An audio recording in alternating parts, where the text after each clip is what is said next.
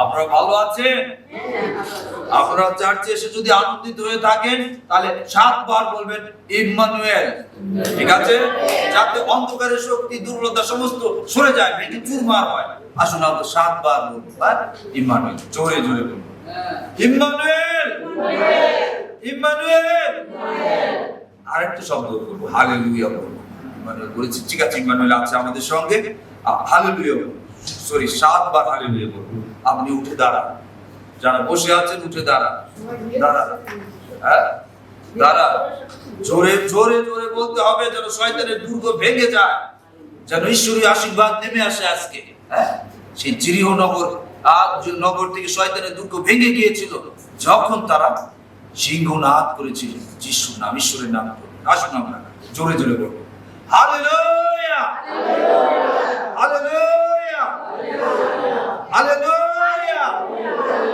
Hallelujah, hallelujah, hallelujah, hallelujah. Amen. অন্ধকারের শক্তি ভেঙে যাক যিশু নামে, শয়তানের দুর্গ সরে যাক যিশু নামে, ঈশ্বরীয় শক্তি আমরা গ্রহণ করি যিশু নামে। আমেন। আসুন আমরা প্রার্থনা করি। প্রেমময় সর্বশক্তিমান জীবন্ত ঈশ্বর পিতা, আপনার পবিত্র উপস্থিতিতে পিতা আমরা ধন্যবাদ জানাই। পদ্ম প্রভু, আমরা আপনার স্পর্শ লাভ করতে এসেছি। আমরা আপনার কাছ থেকে পিতা পবিত্র নিরাপত্তা নিতে এসেছি। আমরা পাপ থেকে মুক্ত হতে এসেছি। আমরা শান্তিময় আনন্দের জীবন পেতে এসেছি। পিতা আপনার আত্মা দ্বারা আমাদের সাহায্য করুন যিশু নামে। পিতা প্রভু যিশু খ্রিস্টের কালভারি ক্রুশীয় প্রায়শ্চিত্তের রক্ত এখানে সমস্ত কিছু আমরা আবৃত করি। সমস্ত অন্ধকারের শক্তির সমস্ত বাধা মুক্ত হোক যিশু নামে। পবিত্রতার অগ্নি সমস্ত অন্ধকারের বাধা পড়ে আমাদের মুক্ত করুন যিশু নামে। স্বর্গীয় দূতেরা চারিদিকে বেষ্টনী থাকুক যিশু নামে। পিতা আমরা যতক্ষণ থাকি স্বর্গীয় পিতা, যেন আমরা আপনার পবিত্র উপস্থিতি উপলব্ধি করতে পারি। প্রভু পবিত্র আত্মা সেই নিমিত্ত আমাদের প্রত্যেকটি আত্মাকে উত্তপ্ত উষ্ণ করুন যিশু নামে। প্রভু পবিত্র আত্মা পরাক্রমশালী প্রত্যেকের অন্তরে শেলবিদ্ধ করুন যিশু নামে, যেন সেই ঈশ্বরীয় বাক্য শুধু সাধারণ ভাবে নয়, ঐশ্বরিক শক্তি ক্ষমতায় প্রত্যেকের মধ্যে শেলবিদ্ধ করুক যিশু নামে। পিতা যেন আমরা স্বর্গীয় আশীর্বাদে পূর্ণ হতে আমরা প্রাণপণ করতে পারি। প্রভু পবিত্র আত্মা আপনি আমাদের অন্তর আত্মাকে সঞ্জীবিত করুন, জাগ্রত করে দিন। প্রভু পবিত্র আত্মা আপনি আমাদের মধ্যে কার্য করুন। আমাদের মধ্যে সেই পঞ্চসপ্তমী দিনের সেই পবিত্রতার মহাপরাক্রম শক্তিতে আমাদের মধ্যে কার্য করুন, যেন আমাদের মধ্যে নাড়া আসে, সারা আসে। আমরা যেন পরিত্রাণের নিমিত্ত, ঈশ্বরীয় স্পর্শ পাওয়ার নিমিত্ত আমরা যেন পিতা প্রাণপণ করতে পারি। সাহায্য করুন। আমাদের সমস্ত অযোগ্যতা দুর্বলতা ক্ষমা করুন। আত্মার স্বাধীনতা দান করুন। প্রভু পবিত্র আত্মা আপনি শিক্ষক হিসেবে আমাদের শিক্ষা দিন, কার্য করুন, সঙ্গে থাকুন। এই প্রার্থনা আপনার প্রিয় পুত্র প্রভু যীশু খ্রিস্টের নামে দয়া করে শ্রবণ এবং গ্রাহ্য করুন। Amen. Hallelujah, hallelujah, hallelujah, amen. আসুন আমরা বসি।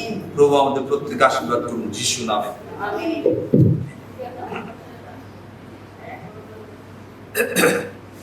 আজকে আমরা একটা বিষয় দেখব, আমাদের অনেকে পরিচিত, পাপের প্রতিক্রিয়া বা পাপের পরিণাম কি। আমরা দুইটা জায়গা থেকে দেখব বিশেষভাবে বাইবেল থেকে। যখন জাতি যাকব কুল বা ইসরায়েল জাতি যখন পাপের সাথে যুক্ত ছিল, তখন তারা হেরে গেছে, ঈশ্বরের উপস্থিতি নাই, তারা পরাজিত হয়েছে, তাদের অনেক শত্রুরা মেরে ফেলেছে। আর যখন তারা সত্যে ধার্মিকতা ছিল, তখন তারা জয়ী হয়েছে, ঈশ্বর তাদের সঙ্গে রয়েছে, ঈশ্বর আশীর্বাদ করেছে। আমরা সে বিষয়ে আমরা দেখব। অনেক খ্রিস্টান নূতন জন্ম লাভ করার পরেও তারা পাপ করে, তারা পাপ ছাড়তে পারছে না। এই পাপের পরিণতি অবশ্যই রয়েছে, আমাদের সেটা বুঝতে হবে। প্রতিদিন পাপ স্বীকার করছে কিন্তু পরিবর্তন নাই। মানে এটা মুখস্থ বাক্যের মতো হয়েছে। আর পাপ করবো আর প্রতিদিন রাত্রে শুধু পাপ স্বীকার করবো বা দিনে অন্য সময় পাপ স্বীকার করবো, কিন্তু পরিবর্তন হওয়ার জন্য সেই চেষ্টা বা চিন্তা, ঈশ্বরের সাহায্য নাই, নিজের নিজের চেষ্টা নেই। এখানে অনেক খ্রিস্টানের সেই অভ্যাস বা স্বভাব হয়েছে, আমরা অনবরত পাপ করবো আর ক্ষমা চাই। ঈশ্বরকে এটা বলেছে, ঈশ্বর অনুগ্রহ করেছে যেন আমরা পাপ ক্ষমা করি, পাপ ক্ষমা পাই এবং পাপের ভয়ানকতা সম্বন্ধে আমরা সাবধান হই। এর জন্য যিশু বলেছে, তোমার এক চক্ষু নিয়ে স্বর্গে প্রবেশ করা তোমার জন্য ভালো। কারণ যিশু জানেন নরকের ভয়াবহ যাতনা এবং শাস্তি কত কঠিন। নরকে অনবরত অগ্নি জ্বলছে, আগুন জ্বলছে, যেটা শয়তানের জন্য। সেখানে নিক্ষেপ করা হবে যারা পাপের মধ্যে থেকে জগৎ থেকে বিদায় নেবে, যারা পাপ সম্বন্ধে সাবধান হবে না। কারণ পাপের পরিচালক শয়তান। শয়তানের মূল লক্ষ্য মানুষকে পাপের মধ্যে রেখে, পাপের মধ্যে জগতের বিভিন্ন টাকা পয়সা, গাড়ি বাড়ি, নারী, সহায় ইত্যাদির মধ্য দিয়ে তাদেরকে পাপের মধ্যে হাবুডুবু খাওয়াবে। এর বাইরে যেন তারা চিন্তা করতে না পারে। আজ অনেক খ্রিস্টানও এরকম জীবনযাপন করছে। তারা শয়তানের বিভিন্ন সান্ত্বনার মধ্যে তারা রয়েছে, কিন্তু তারা সচেতন হচ্ছে না। তাই প্রভু আজকে আমাদেরকে সাবধান করতে চাচ্ছে, পাপের ভয়ানক পরিণতি থেকে যেন আমরা রক্ষা পাই। পাপের পরিণতি ভয়াবহ, অনন্ত নরক, এবং জগতেও তার প্রতিক্রিয়া, প্রতিফল ঘটবে। যেমন দেখেন, কেউ যদি চুরি ডাকাতি করে, সে ধরা পড়লে কি হয়? অনেক মারধর খায়, জেলখানার শাস্তি পায়। তারপরে যদি কেউ খুন খারাপি করে, তারপরে তার জন্য ফাঁসি হয়। এটা জগতে হবে। এর পরেও ঘটনা আছে। যদি সে পাপ থেকে মুক্তি না পায়, পরিত্রাণ না পায়, অনন্ত নরকে সে নিক্ষিপ্ত হবে। এটা সত্য। আমরা প্রত্যেকেই জানি ঈশ্বর প্রথম আদম হাওয়াকে সৃষ্টি করেছেন, এদেন উদ্যানে রেখেছেন।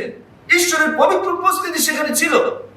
যখন কোনো পাপ হয় না, তাদের কোনো কিছু অভাব বা কোনো সমস্যা তাদের ছিল না। তারা শান্তিতে বিচরণ করেছে, প্রভুর উপস্থিতির মধ্যে তারা ছিল।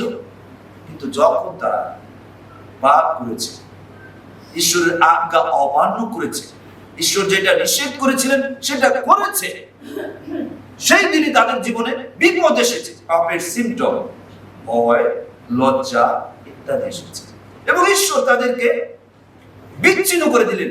এটা জাগতিক ভাবে এবং আত্মিক ভাবে বিচ্ছিন্ন হয়ে গেছে সেই দিনই তারা ঈশ্বরের কাছ থেকে। আর এর জন্য ঈশ্বর চিন্তা করলেন এই পাপী মানুষদেরকে সাবধান, সচেতন করার জন্য যুগে যুগে তিনি ভাববাদীদের পাঠালেন, প্রফেট, নবী, তাদেরকে পাঠালেন যেন তারা মানুষদেরকে সাবধান, সচেতন করে।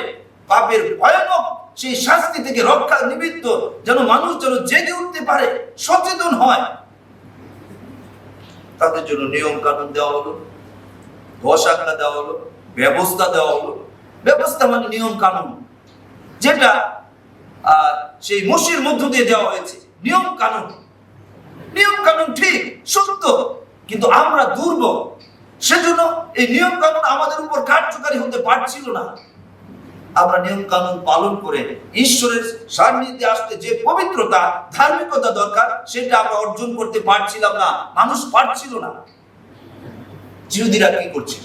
তারা নিয়ম পালন করছিল। এর গভীরের যে বিষয়, পাপের বেতন মৃত্যু। পাপ যে করবে সে মৃত্যু পাবে। আর সেই মৃত্যু বলতে অনন্ত নরক, সে যেটা শয়তানের জন্য সেখানে।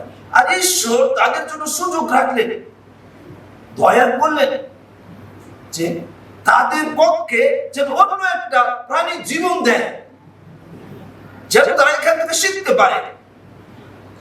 পাপের বেতনটা দিচ্ছে অন্য প্রাণী। তাই তারা পাপ করার পর তারা কি করতো?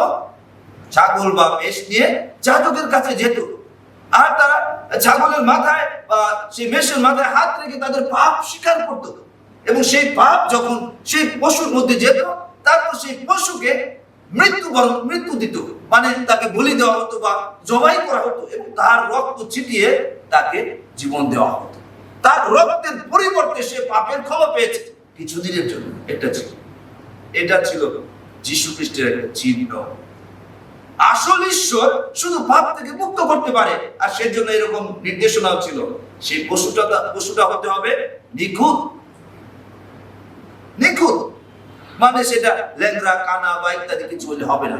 এই নিখুঁত বলতে নিষ্পাপ সেই যীশু খ্রিস্টকে বোঝানো হয়েছিল যে যীশু খ্রিস্ট শুধু সেটা করতে পারবে। যাই হোক, আমরা ইয়ের দিকে আসি। প্রথম যোহন 5:17 দিকে আমরা যদি তাকাই, সেখানে এই কথা আছে, সমস্ত অধার্মিকতাই পাপ,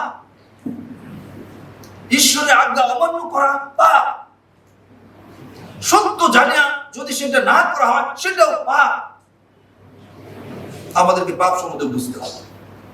যা সত্য, বাইবেলের সত্য, বাক্য থেকে যে সত্যের কথা জানানো হয়েছে, ঈশ্বর যে সত্য বিষয় জানিয়েছেন, সেই সত্য জেনেও যদি আমরা না করি সেটাও পাপ। যেমন প্রার্থনা করা, বাইবেল পাঠ করা, পবিত্র জীবন যাপন করা, ঈশ্বরকে গৌরব দেওয়া, যিনি জীবন্ত ঈশ্বর, যিনি সেই অব্রাহামের ঈশ্বর, মোশির ঈশ্বর, দাউদের ঈশ্বর, যাকবের ঈশ্বর, সেই ঈশ্বর যিনি সমস্ত সৃষ্টি করেছেন, সেই ঈশ্বরকে গৌরব দেওয়া, তার কাছে মাথা নত করা।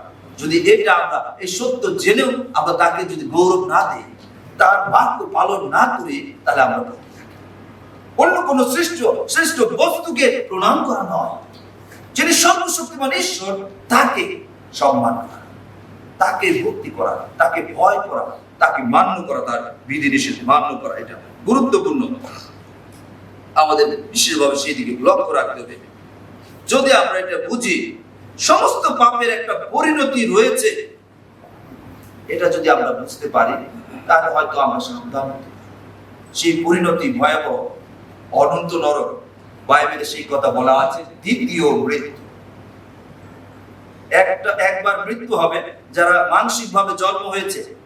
দ্বিতীয় মৃত্যু বলা হয়েছে, প্রথম মৃত্যু হবে এই মানসিক দেহের, যেটা আদম বংশজাত হিসাবে আমরা পিতা মাতার মধ্য দিয়ে মানসিক দেহ পাই।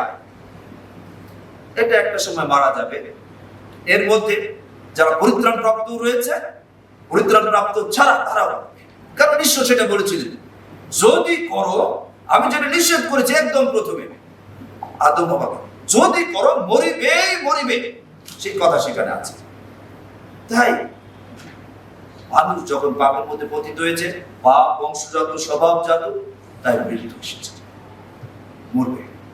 তবে এই মৃত্যু হওয়ার আগে, মানসিক ভাবে, শারীরিক ভাবে মৃত্যু হওয়ার আগে যদি আমরা জীবনের সাথে যুক্ত হতে পারি, আত্মিক জীবন, তাহলে আমরা রক্ষা পেতে পারি। আর সেজন্যই ঈশ্বর পুত্রকে স্বর্গ থেকে আসতে হয়েছে। আদম বংশ থেকে তিনি আসেন নাই, কিন্তু আদম বংশে এসেছেন রক্ত মাংসের দেহ নিয়ে, যেন তিনি এই সমস্ত মানুষের পাপের শাস্তি, সেই মৃত্যু তিনি গ্রহণ করতে পারেন, যেটা সেই পশু নিয়েছে, যেটা ঈশ্বর দিয়েছিল। রক্ত সেচন ব্যতিরেকে পাপের মোচন নাই। মানে একটা পাপ থেকে রক্ষা পেতে হলে আরেকটা জীবন দিতে হবে, সেই জীবন নিষ্পাপ পবিত্র হতে হবে, সেই শুধু আরেকজন পাপীকে বাঁচাতে পারে। আর সেটা ছিলেন যীশু খ্রিস্ট। তাই তিনি স্বর্গ থেকে এসেছেন, রক্ত মাংসের দেহ নিয়ে এসেছেন, যেন আমাদের পক্ষে আমাদের শাস্তি তিনি কুশে নিতে পারেন। কেননা যীশু খ্রিস্ট এই পৃথিবীতে দেহ নিয়ে আসার আগে অনেক ভাবে সেই আদম বংশজাত বিভিন্ন ভাওবাদীদের মধ্য দিয়ে মানুষকে সাবধান সচেতন করা হয়েছে। হুকুম, দশাজ্ঞা ইত্যাদি অনেক কিছু দেওয়া হয়েছে, ব্যবস্থা দেওয়া হয়েছে, কিন্তু মানুষ দুর্বল। জিহুদীরা কি করেছে?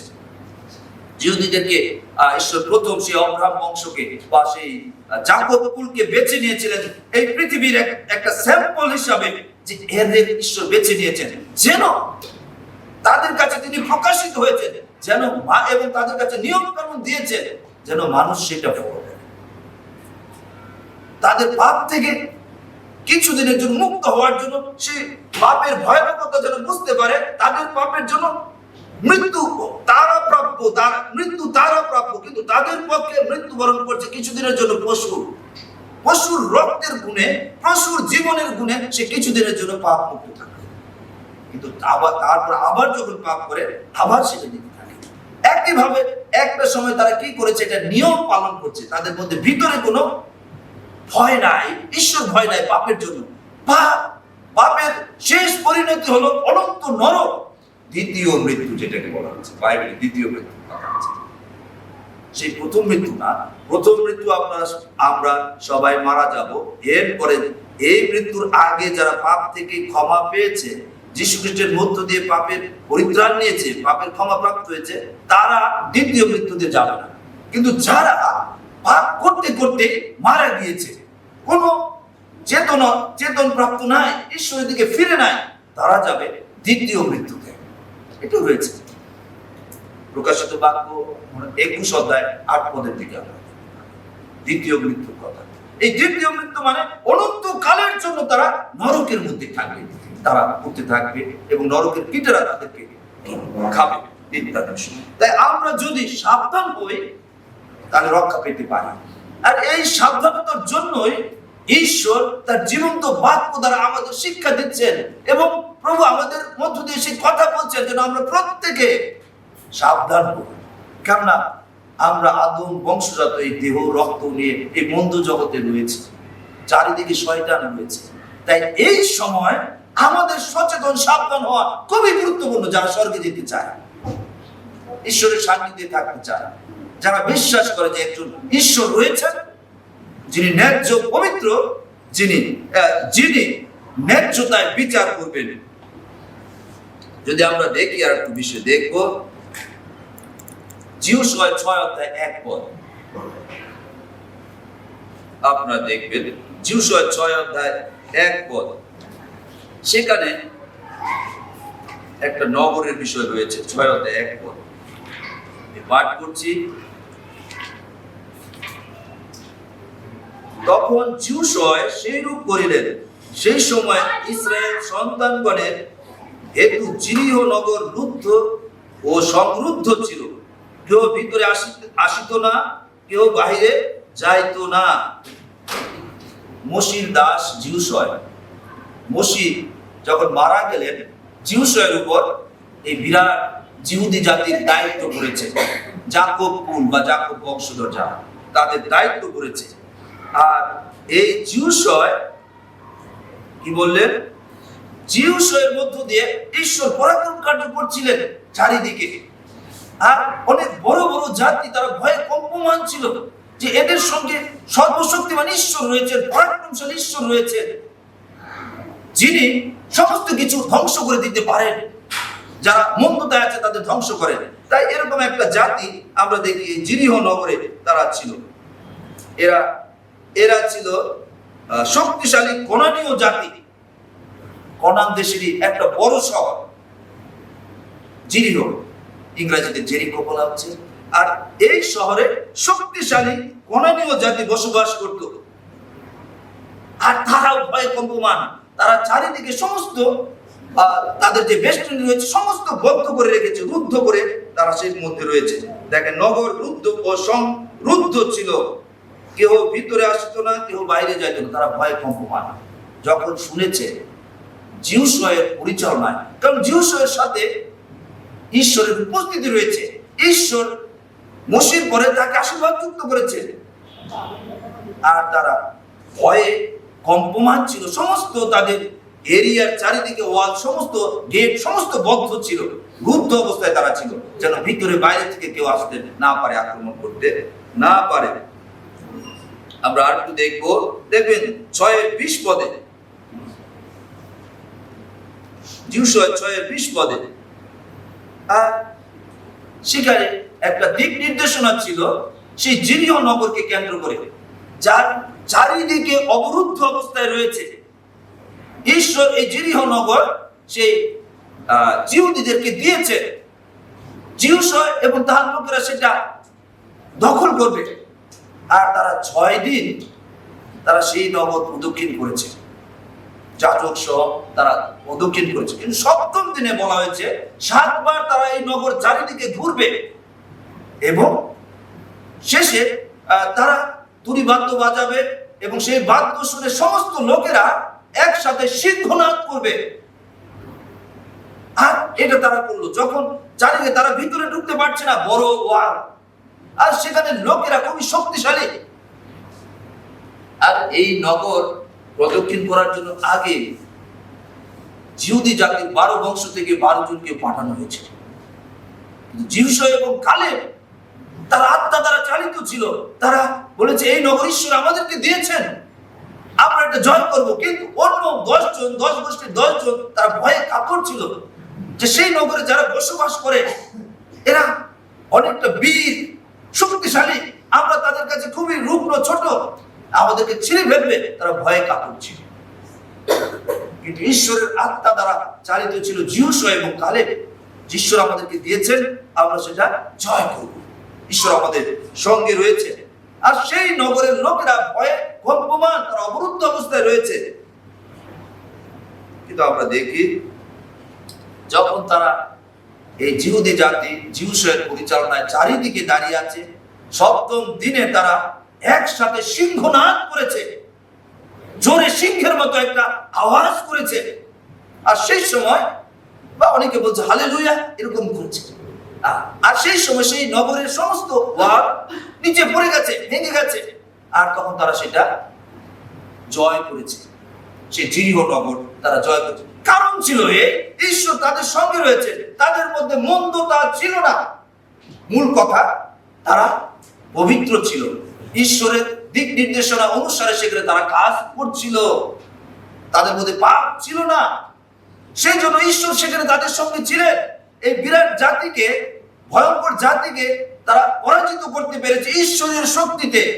একইভাবে আমরা যারা রয়েছি, যদি আমরা পবিত্রতা ঈশ্বরের সাথে যুক্ত থাকি, শয়তান সেই ভয়ঙ্কর বিভিন্ন ভাবে চালাকি, চাতুরি, বিভিন্ন মন্দতা, সে জানে কোন মানুষকে কি দেখাইলে সে মন্দতার দিকে যাবে ইত্যাদি জানে। কিন্তু যদি আমরা পবিত্রতা ঈশ্বরের সাথে যুক্ত থাকি, তাহলে শয়তান পরাজিত হবে এবং আমরা জয়ী জীবন যাপন করতে পারবো। মনে রাখেন এই বিষয়টা, এখান থেকে এই শিক্ষা। যখন তারা পবিত্র ছিল তখন তারা জয় করতে পেরেছে। এরপরে যিহোশূয়া আবার এটা জয় করার পর, যিরিহো জয় করার পরে তিনি তাদেরকে বললেন, পাশে আর একটা নগর রয়েছে, অয় নগর, সেটা আমাদের জয় করতে হবে। সেখানে লোক সংখ্যা কম, আমরা সেটা দেখব। 6 অধ্যায় 18-19 পদে একটা নির্দেশ ছিল, একটা নির্দেশ তাদের জন্য ছিল। 6 অধ্যায় 18-19 পদে আমরা পাঠ করছি। আর তোমরা সেই বর্জিত দ্রব্য হইতে আপনাদেরকে সাবধানে রক্ষা করিও, নতুবা বর্জিত করিবার পর বর্জিত দ্রব্যের কিছু লইলে তোমরা ইসরায়েলের শিবির বর্জিত করিয়া বেকুল করিবে। তাহলে এখানে একটা নির্দেশ, আদেশ রয়েছে। ঈশ্বর কি বলেছে? সেই নগরের কোন বর্জিত বস্তু তোমরা রিসিভ করবে না, নিবে না, সেইগুলি তোমরা পুড়িয়ে ফেলবে, কিছু নিবে না, আনবে না। কিন্তু এখন ঈশ্বরের নির্দেশ যখন তারা অমান্য করেছে, তখন তারা হেরে গেছে।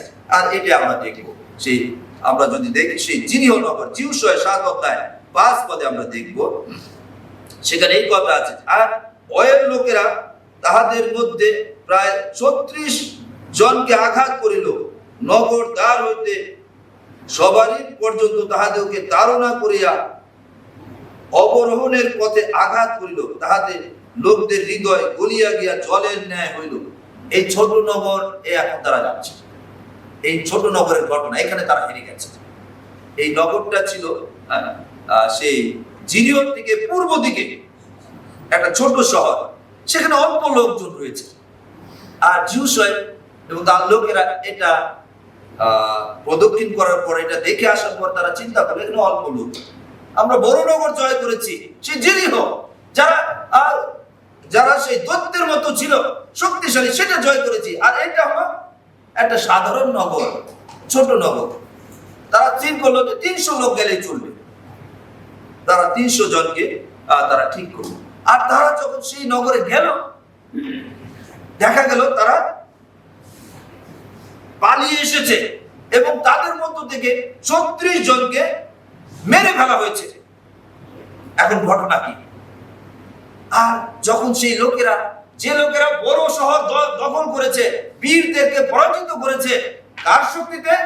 ঈশ্বরের শক্তিতে। এবং তাদের সঙ্গে কি ছিল? পবিত্রতা, পাপ ছিল না, তখন জয় করেছে। কিন্তু এখন একটা ছোট নগরে গিয়ে তারা হেরে গেছে, তাদের 36 জনকে তারা মেরে ফেলেছে।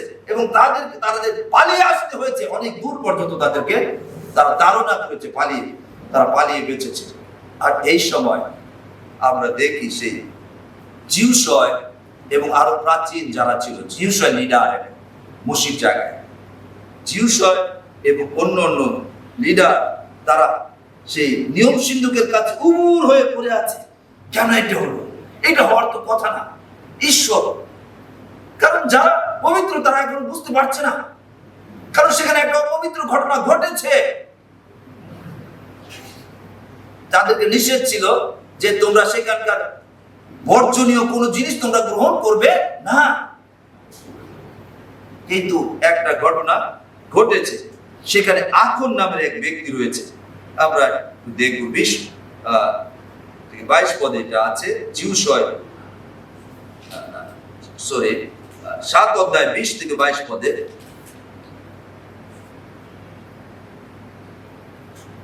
এখন উত্তর করিয়া জিউসয়কে কহিল, সত্য আমি ইসরায়েলের ঈশ্বর সদাপ্রভুর বিরুদ্ধে পাপ করিয়াছি। আমি এই কার্য করিয়াছি। আমি লুটিত দ্রব্যের মধ্যে উত্তম একখানি বাবিলীয় সাপ, 200 শেকল রৌপ্য ও 50 শেকল পরিমিত এক থান স্বর্ণ দেখিয়া লোভে পড়িয়া হরণ করিয়াছি। আর দেখুন, সেই সকল আমার তাম্বুর মধ্যে ভূমিতে লুকানো রহিয়াছে, আর নিচে রৌপ্য আছে। বোঝা গেল কথাটা? এখন কি করেছে? ঈশ্বর যেটা নিষেধ করেছিল, এখন এই জিহুদীদের একটা বংশের লোক, সে কি করেছে? লোভে পড়ে বেশ কিছু জিনিস সে চুরি করেছে।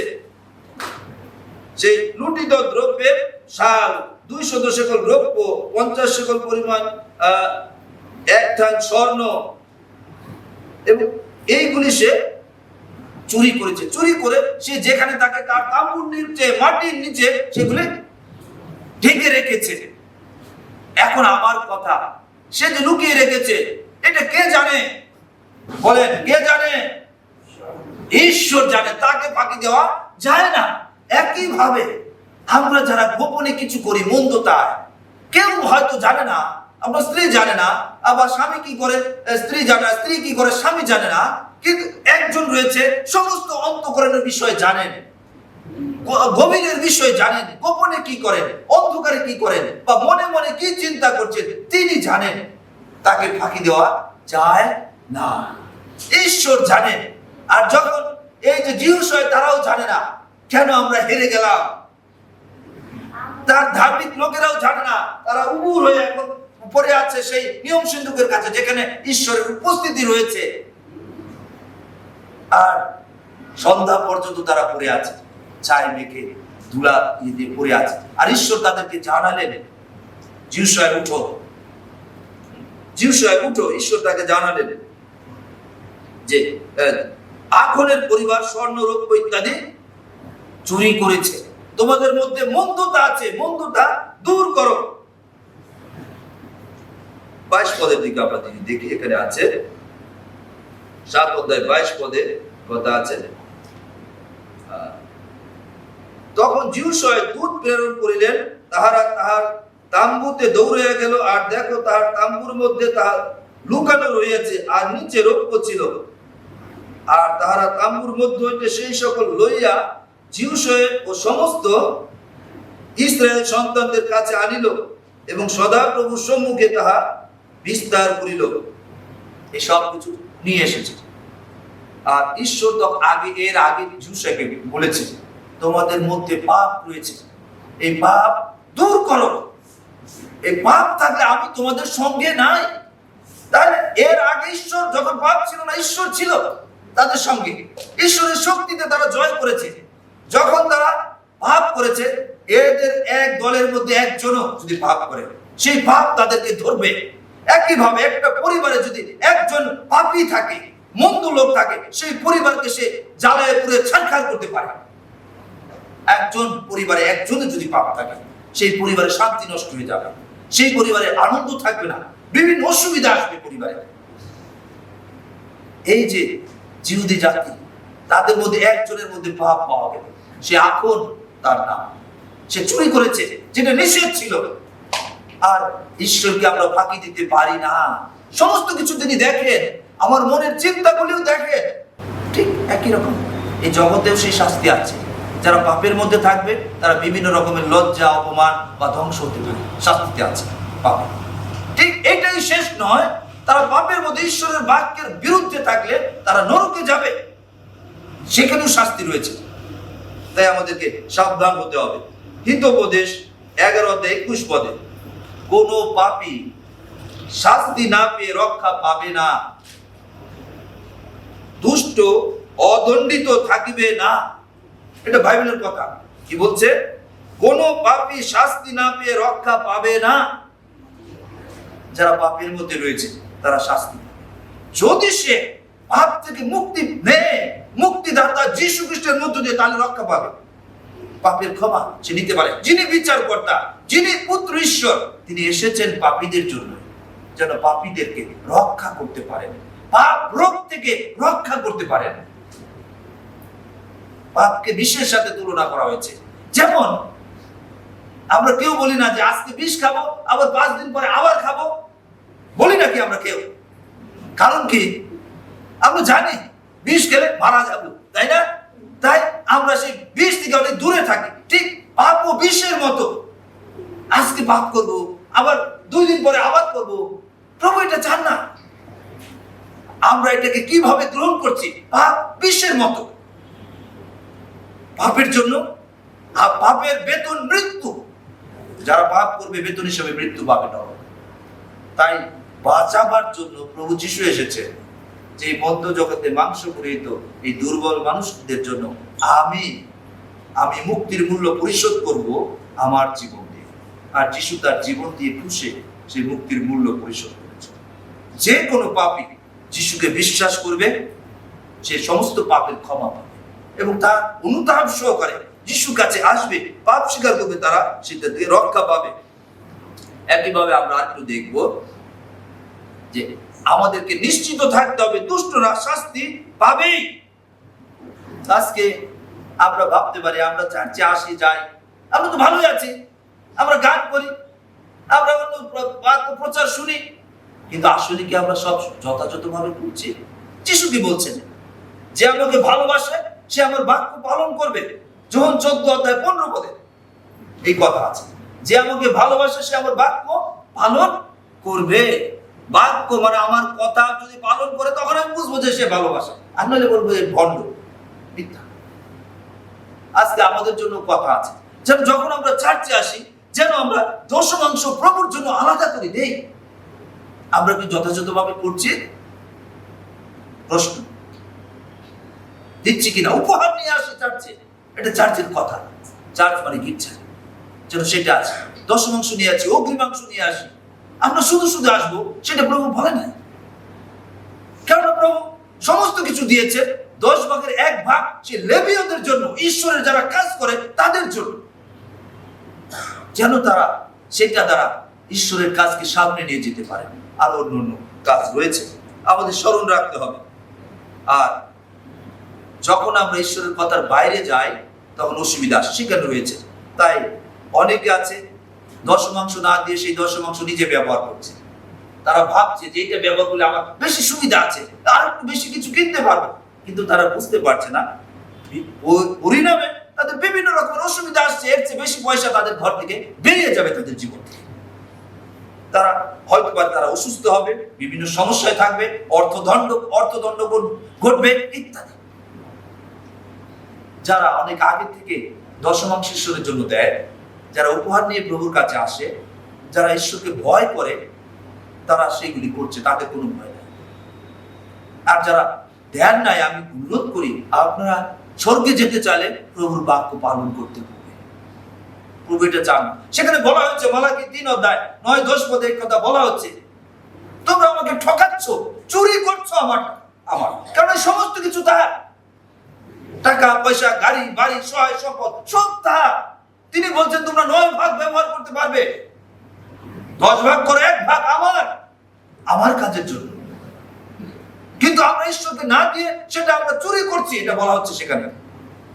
তোমরা ঠকাচ্ছ, সেই জন্য তোমরা অভিশপ্ত। আশীর্বাদ বদ্ধ হয়ে যাবে, আশীর্বাদ বদ্ধ হয়ে যাবে।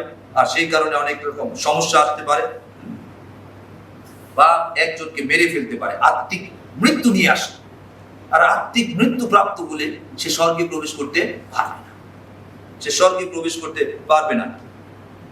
যদি আপনি পাপ স্বীকার না করেন তবে আপনি পাপের মধ্যেই থাকেন।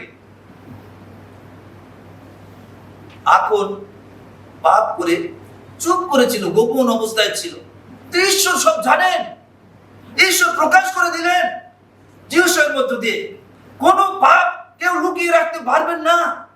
বুদ্ধিমান তারাই সেই পাপের জন্য অনুতাপ করবে ঈশ্বরের কাছে, ক্ষমা প্রভু আমি করে ফেলেছি, আমি জেনে শুনেই করেছি, দয়া করে আমাকে ক্ষমা করো, আমাকে তুমি দ্বিতীয় মৃত্যু নরকে দিও না, আমাকে এই ভয়ানক পরিণতির মধ্যে জগতেও পতিত করো না, আমাকে রক্ষা করো, ক্ষমা করো, দয়া করো।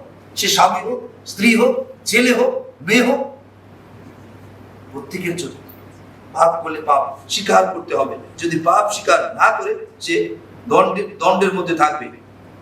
জিসকেল 18:20 পদে এই কথা আছে যে পাপ করে সে মরবেই, পাপের বেতন মৃত্যু, নরকে যাবে। এই মরা মানে জীবন থেকে বিচ্ছিন্ন হওয়া। জীবন সৃষ্টিকর্তা বা ঈশ্বরের সাথে যুক্ত রয়েছে।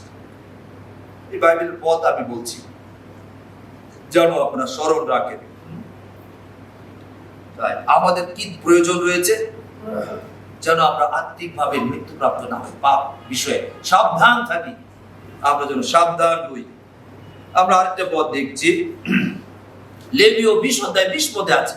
অনেক সময় অনেকের মধ্যে, অনেক মহিলারা বা বোনেরা সন্তান সম্ভব না, তাদের বিভিন্ন রকমের পাপ থাকে।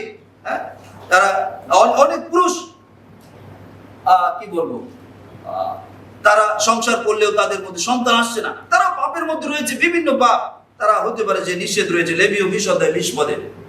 তারা অবৈধ ব্যভিচারের সাথে যুক্ত হয়েছে, বিভিন্ন পাপ সেখানে রয়েছে। কাকিমা, ভাইয়ের স্ত্রী বা ইত্যাদি বিভিন্ন ব্যভিচারের সাথে যারা যুক্ত থাকবে তারা সন্তান তাদের হবে না, ঈশ্বরের শাস্তি তাদের জীবনে নেমে আসবে। বা মা বা ওই যে দ্বিতীয় মা বা অন্য কিছু ইত্যাদির সাথে মন্দতায় তারা যুক্ত থাকবে, তারা নিঃসন্তান থাকবে। এটা অভিশাপের জীবন। হিতোপদেশ 28:13 পদে এই কথা আছে যে নিজের পাপ গোপন করে না, পাপ অনুতাপ সহকারে স্বীকার করে এবং ত্যাগ করে, সেই ঈশ্বরের দয়া পাবে। তাহলে দয়া পাওয়ার এখনো পথ খোলা আছে আমাদের জীবন, এখনো যারা জীবিত আছে আমাদের জন্য। কিভাবে দয়া পাওয়া যায়? ঈশ্বরের কাছে পাপ গোপন করা না। সে এখন গোপন করেছিল তাই সে ধ্বংস হয়েছে, তাকে শুধু না, তার পরিবার সহ সমস্ত কিছুকে পাথর মারা হয়েছে, আগুন দিয়ে পুড়িয়ে ফেলা হয়েছে, এবং পরবর্তীতেও তার আত্মা নরকে যাবে, স্বর্গে সে যাবে না। ঠিক একইভাবে জগতেও শাস্তি আসবে, পরবর্তীতে দ্বিতীয় মৃত্যুতে যাবে। তাই আমাদের মনে রাখতে হবে এখনো সুযোগ আছে। আমরা যদি পাপ স্বীকার করি অনুতাপ সহকারে, প্রভু আমি তো পাপ করেছি, আমার লুকিয়ে এই পাপ আছে, আমার স্বামী জানে না, বা আমার স্ত্রী জানে না, আমার বোন ভাইরা জানে না, আত্মীয় স্বজন জানে না, কিন্তু আমি জানি এবং তুমি সব জানো, দয়া করে আমাকে ক্ষমা করো, আমি যেন ভয়ানক ধ্বংসের মধ্যে না যাই, অনন্ত মৃত্যু সেই নরকে দ্বিতীয় মৃত্যুতে না যায় যেখানে শয়তানের জন্য রাখা হয়েছে। দয়া করে আমাকে ক্ষমা করো, আমি পাপী, আমার এই পাপ তুমি ক্ষমা করো। সে ক্ষমা পাবে, প্রভু দয়া পাবে। এই বাক্যে কথা রয়েছে যে পাপ স্বীকার করে তার ত্যাগ করে সে দয়া পাবে, সে ক্ষমা পাবে, আশীর্বাদ প্রাপ্ত। ত্যাগ করার বিষয় রয়েছে, পাপ করবো আর ক্ষমা চাইবার পরে আবার করবো, আবার করবো, আবার করতেই থাকবো, এটা বলে না। সেটা স্বীকার করে ক্ষমা চাইবে, সে ক্ষমা পাবে। সেই পাপ ত্যাগ করবে, তখন সে ক্ষমা পাবে। হিতোপদেশ 1 আপনারা দেখলে সেটা অনেক কিছু রয়েছে। 1 থেকে 16 পদের মধ্যে যে কথা রয়েছে, অনেক সময় সন্তানকে এই কথা বলছে যে সন্তান আমার, তুমি ওদের সাথে চলো না, সে তোমাকে পাপের দিকে ঠেলে দিবে। এই কথা সেখানে রয়েছে। সন্তানকে বলা হয়েছে, নিষেধ করা হয়েছে, তুমি এই দুষ্ট বন্ধু বান্ধবদের সাথে চলো না, যারা তোমাকে পাপের দিকে ঠেলে দিবে। আপনার পরিবারে এমন কেউ থাকে যারা কথা শুনছে না, বাবা মার কথা শুনছে না, ঈশ্বরের পরে তাদের স্থান যে পাপের মধ্যে রয়েছে, নিজের জীবন ঈশ্বরের কাছে সমর্পণ করে নাই, প্রভুর কাছে সমর্পণ করে নাই, পাপ করছে। 2 শমূয়েল 12:13 এই কথা রয়েছে। দাউদ, রাজা দাউদ, বাদশা দাউদ, সে ব্যভিচার করেছে। আব্রাহাম ব্যভিচার করেছে, আর ব্যভিচার করার পরে সে ভেবেছে এটা কেউ জানে না, আমি ব্যভিচার করেছি, আমি রাজা, আমার উপরে কেউ কিছু বলবেও না। তার প্রধান সেনাপতির স্ত্রীর সাথে সে ব্যভিচার করেছে। সে যখন ছাদে উঠছিল তার চোখ পড়েছে, আর তার প্রধান সেনাপতির স্ত্রী স্নান করছে, আর তার সাথে সে তাকে তার লোক নিয়ে এসেছে, ব্যভিচার করেছে। সে গোপন করে রেখেছিল, আর হয়তো সে ক্লিয়ার ঈশ্বরের বিষয়টা তার ধারণা ঘাটতি ছিল। আর যখন ঈশ্বর তার কাছে নাথন ভাওবাদীকে পাঠালেন, আর নাথন ভাওবাদী ঈশ্বরের কাছ থেকে সমস্ত কথা জেনে তার কাছে এসেছে যে সে রাজা দাউদ পাপ করেছে, তুমি তার কাছে যাও, সাবধান করো।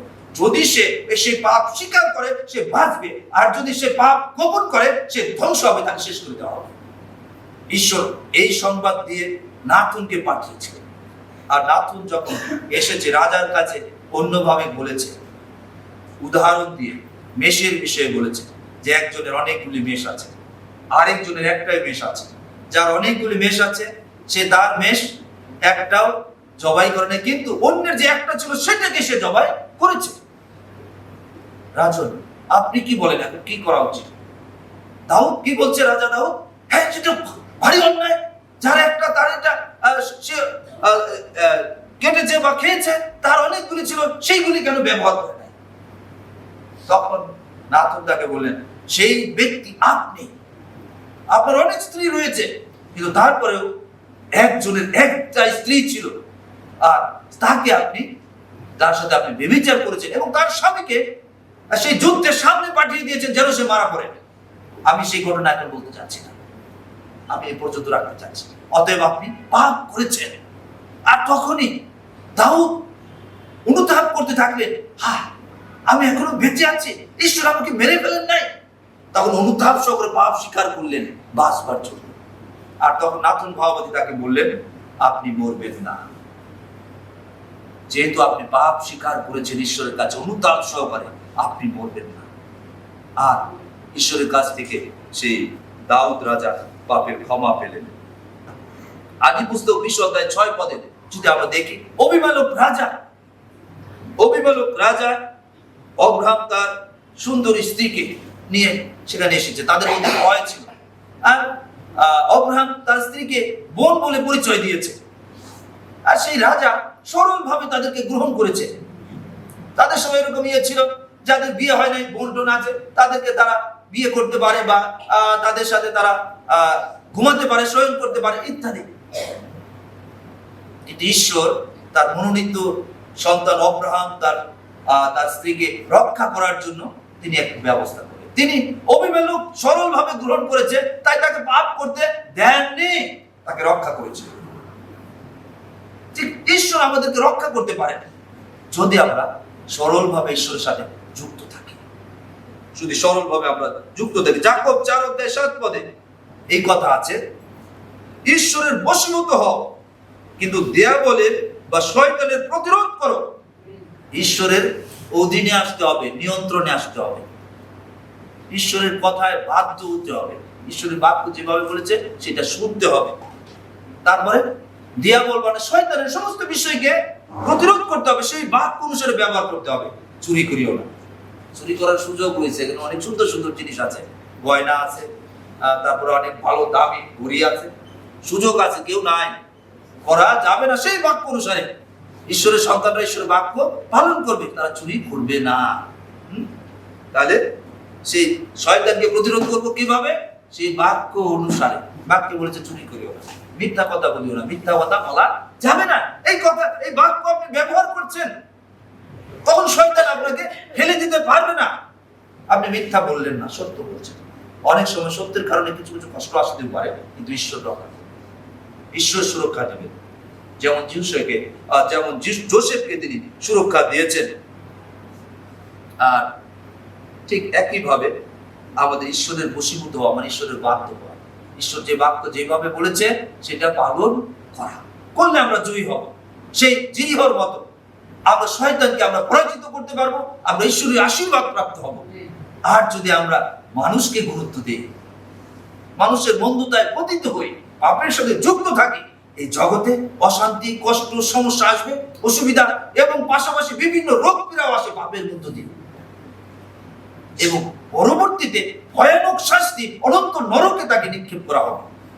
তাই সাবধান প্রিয় ভাই, বাক্য এই কথা বলেন রোমিও 6:23 কেননা পাপের বেতন মৃত্যু, কিন্তু ঈশ্বরের অনুগ্রহ দান আমাদের প্রভু যীশু খ্রিস্টেতে অনন্ত জীবন।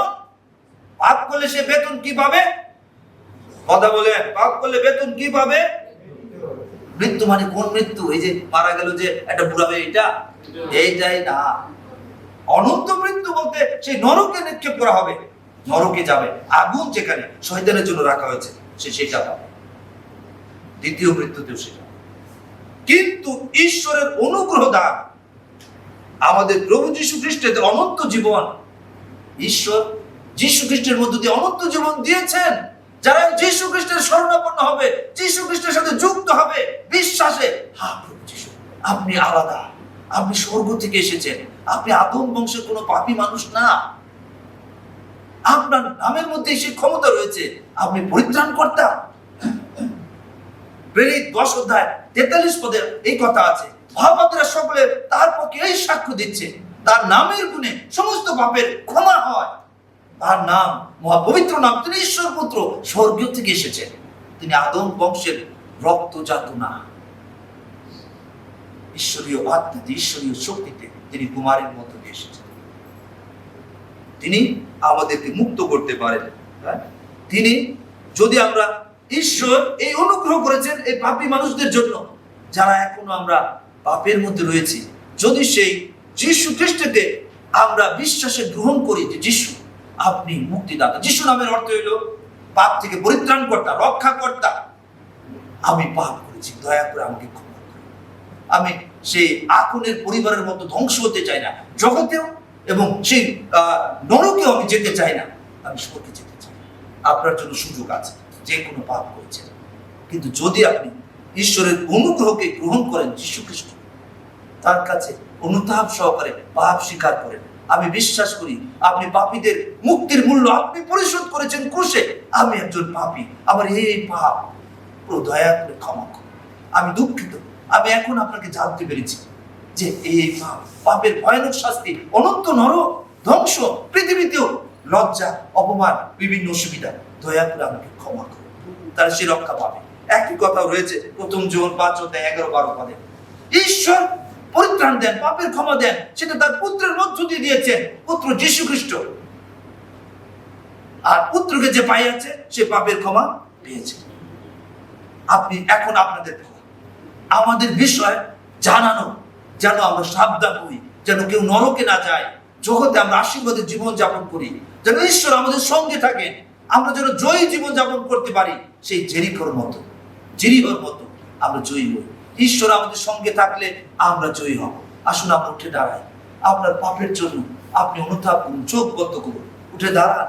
যারা পাপ থেকে রক্ষা পেতে চান, পাপের জন্য আপনার পরিবার ধ্বংস হোক, আপনি নরকে যান, আপনার স্বামী সন্তানেরা নরকে যান, যেটা চান না, আপনার প্রার্থনা করুন, আপনার পাপের জন্য অনুতাপ করুন, ক্ষমা চান, প্রভু যিশুর কাছে বলুন যে প্রভু যিশু আমি পাপী, আমার এই পাপ, আমি জানি আমার পাপ, আমার স্বামী জানে না, আমার স্ত্রী জানে না, আমি পাপ করেছি, চলছি প্রভু, কিন্তু তোমাকে ফাঁকি দিতে পারে নাই, যেমন এখন পারে নাই। প্রভু আমার প্রতি দয়া করো, আমার এই পাপ ক্ষমা করো, আমি দুঃখিত, আমি পাপ করেছি, আমি লজ্জিত, আমাকে ক্ষমা করো। তুমি পাপীদের রক্ষা করার জন্য এসেছো, যেন পাপীরা তোমার সঙ্গে স্বর্গে থাকতে পারে, যেন নরকে না যায়। আমি তোমার সঙ্গে স্বর্গে থাকতে চাই, আমার এই পাপ দয়া করে ক্ষমা করো, আমি দুঃখিত, আমি আর এই পাপে থাকতে চাই না, তুমি দয়া করে আমাকে রক্ষা করো। রক্ষা করো প্রভু, যেন আমি আর এই পাপে না থাকি। আমার প্রতি দয়া করো, আমার প্রতি তোমার আশীর্বাদের হস্ত বিস্তার করো। আমার নাম সেই মেষশাবকের জীবন পুস্তকে লেখো প্রভু, আমার প্রতি দয়া করো। আমি তোমাকে বিশ্বাস করি, তুমি এই জগতে মাংসময় দেহ নিয়ে এসেছো স্বর্গ থেকে, এবং পাপীদের পক্ষে তুমি কালভারি সেই ক্রুশে মুক্তির মূল্য তুমি পরিশোধ করেছো। তুমি মৃত্যুবরণ করেছো পাপীদের পক্ষে, যেন পাপীরা তোমার উপর বিশ্বাস করে সমস্ত পাপের ক্ষমা পায়, যেন তারা স্বর্গে যেতে পারে। তাদের নাম স্বর্গের খাতায় সে মেষশাবকের জীবন পুস্তকে লেখা হয়। প্রভু, আমার প্রতি দয়া করো, আমাকে ক্ষমা করো। আমার নাম সেই মেষশাবকের জীবন পুস্তকে লেখো। আমি তোমার গৌরব করব, প্রশংসা করব। তুমি আমার জীবনের প্রভু হও, আমাকে তোমার মতো করে গঠন করো। প্রভু, আমাকে রক্ষা করো, এই জগতের মন্দতা থেকে রক্ষা করো। আপনি অন্তর থেকে সেই প্রার্থনা করুন, তাহলে আপনি ক্ষমা পাবেন। আপনার নাম স্বর্গের খাতায় লেখা হবে এবং আপনি স্বর্গে যেতে পারবেন। অন্যথায় নরকে বিকল্প রাস্তা নাই। প্রার্থনা প্রার্থনা প্রার্থনা। প্রেমময় স্বর্গীয় মহান ঈশ্বর পিতা, ধন্যবাদ জানাই আপনার জীবন্ত বাক্যের জন্য, ধন্যবাদ জানাই আপনার পবিত্র উপস্থিতির জন্য। যখন আপনার পবিত্র উপস্থিতি সেই পবিত্রতার মধ্যে থাকে, তখন তারা জয়ী হয়েছে প্রভু। সেই জিউসা এবং তার লোকেরা, সেই বিরাট সেই অন্ধকারের লোক পিতা, সেই কনানীয়দের তারা পরাজিত করে তারা জয়ী হয়েছে পিতা। আমরা এই সময় বিনতি প্রার্থনা করি পিতা, আমাদের সমস্ত ভাই বোন যারা এখানে দাঁড়িয়েছে প্রভু, পিতা, যারা এই সময় আপনার কাছে যীশু খ্রিস্টের কাছে সমস্ত পাপ স্বীকার করে তারা ক্ষমা চেয়েছে, যারা আপনার সাথে যুক্ত হয়েছে, যারা এখন পবিত্র হয়েছে, তাদের প্রতি দয়া করুন প্রভু। প্রভু যীশু, আপনি তাদের সঙ্গে থাকুন। স্বর্গীয় পিতা, আপনার আত্মা দ্বারা তাদেরকে এই মন্দ জগতের বিভিন্ন অভাব, কষ্ট, সমস্যা থেকে রক্ষা করুন, যেন তারা সত্যে থাকে এবং স্বর্গধামে আসতে পারে। প্রভু, আপনি জিহ্বা যিনি যোগানদাতা, তাদের সুরক্ষা দিন প্রভু। পবিত্র আত্মা আপনার হস্তে আমাদের ভাই বোন আমরা প্রত্যেকে সমর্পিত হই। আমাদের প্রত্যেককে আপনি রক্ষা করুন এই মন্দ জগৎ থেকে। লোভ, লালসা, পিতা, মন্দতা, চুরি, মিথ্যা, চালাকি, চাতুরি, পিতা, যা কিছু ঈশ্বরকে গৌরব দেয় না, সেই সমস্ত মন্দতা থেকে আমাদের প্রত্যেকে রক্ষা করুন। আমাদের নাম সেই জীবন পুস্তকে রাখুন, যেন আমরা রক্ষা পাই। আমরা যেন আপনার শ্রীমুখ দেখতে পারি, আপনার গৌরব প্রশংসা করতে পারি। সাহায্য করুন, জগতে আমাদের এই ভাই বোনদের সুরক্ষা দিন পিতা। আপনার আত্মা দ্বারা শিক্ষা দিন, সঙ্গে থাকুন। এই সমস্ত বিনতি প্রার্থনা স্বর্গীয় মহান ঈশ্বর পিতা নাসরতীয় যীশু খ্রিস্টের নামে দয়া করে শ্রবণ এবং গ্রাহ্য করুন। আমেন।